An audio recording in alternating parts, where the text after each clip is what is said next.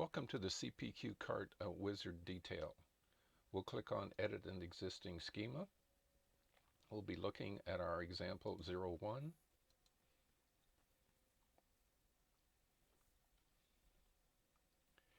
So we'll select that item.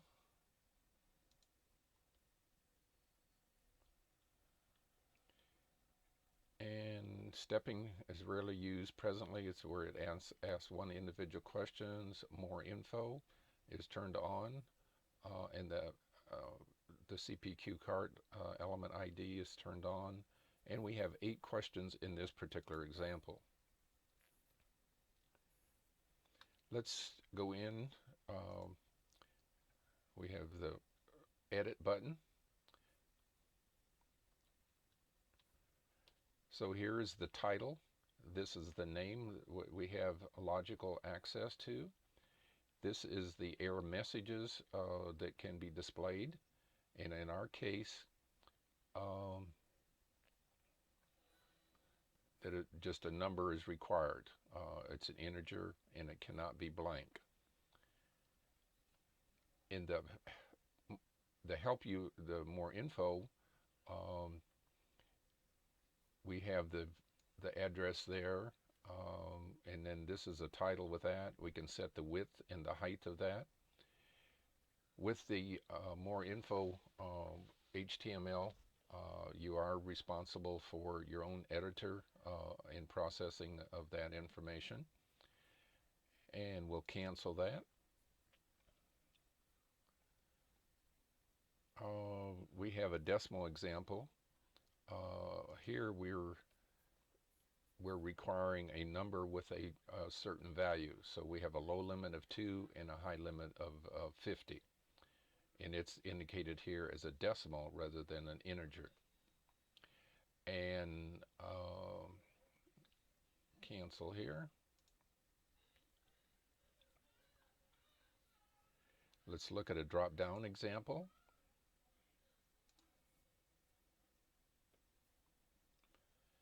So here we have a drop-down example. So this radial button here is checked. We have 2 elements. It does have a price, and we do want to display the price. We'll cancel that. Also new introduction here. We have the prompt to be on the same line. So if there are, okay, first one is normal, the second one is normal, the drop down is the same line, so 3 will be after 2 on the same line. Let's look at the edit enumerator.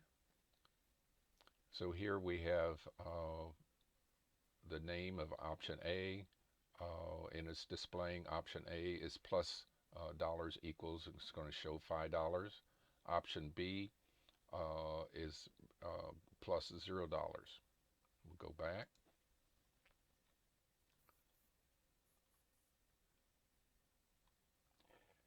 So here we have a order quote. It's a drop down. This is very important as far as getting the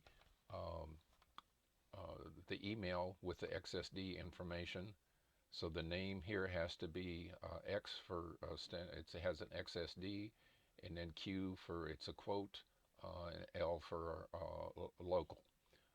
Then the title, what's going to be displayed is quote. Then for an order, it's XOL. Let's do a back.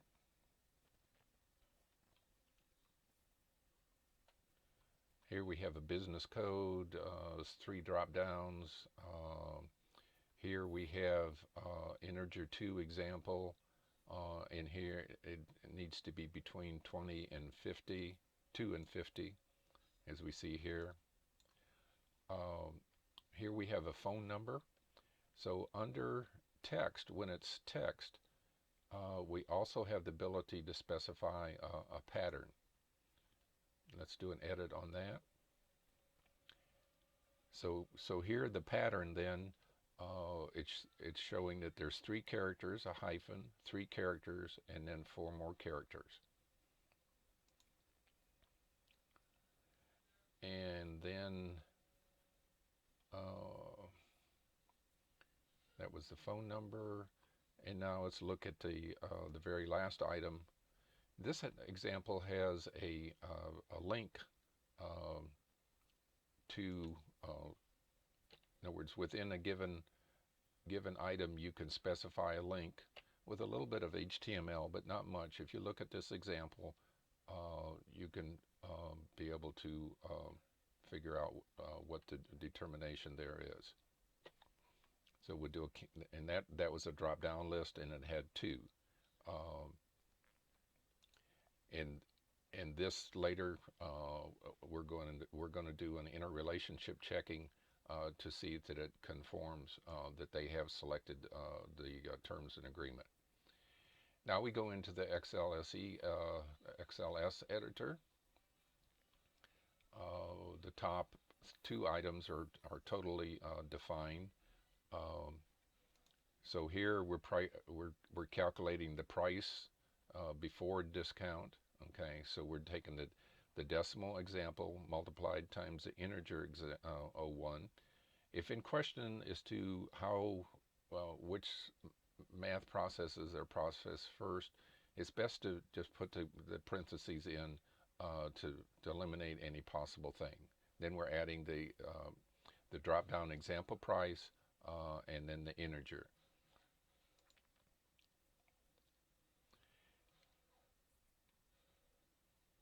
Then in the output, so that was the resultant parameters. Okay, now we're going to look at the output parameters.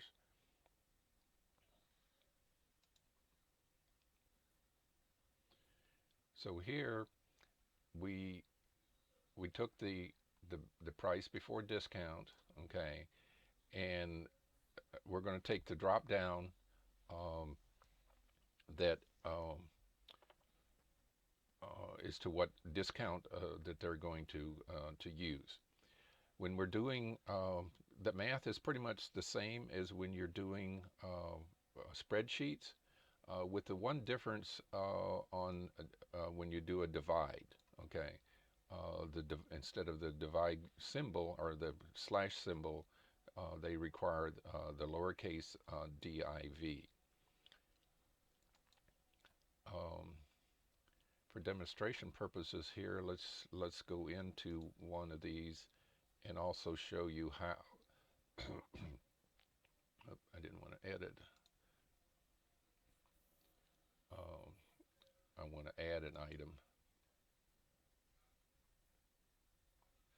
Okay, so we can position ourselves down here, and we can take the integer. Okay, then if we click on the add, then it puts in the add symbol for us. Then we can pick the drop down price. Then we can put a multiply, and then we can put in integer 2. So those are examples there, and you also have the ability to the left bracket and the right bracket. We'll cancel out of here. Then we'll go into the next screen. This is where we're doing interrelationship checking. That number 8, we're checking that the license, the drop down in license was make a selection compared to the license. Okay, it needs to be an exact match. Okay, and the value that drop down has is yes. Then this is the error message that is displayed if they do not make the proper selection. We'll cancel there. We'll do next. Then we go into where the schema is saved. You do have the ability here, if you want to change this, if you're adding another product and you want to take a given schema that you have and be able to change it for something else, then this is a good place where you could change those particular numbers. That's the end of this details. Thank you very much.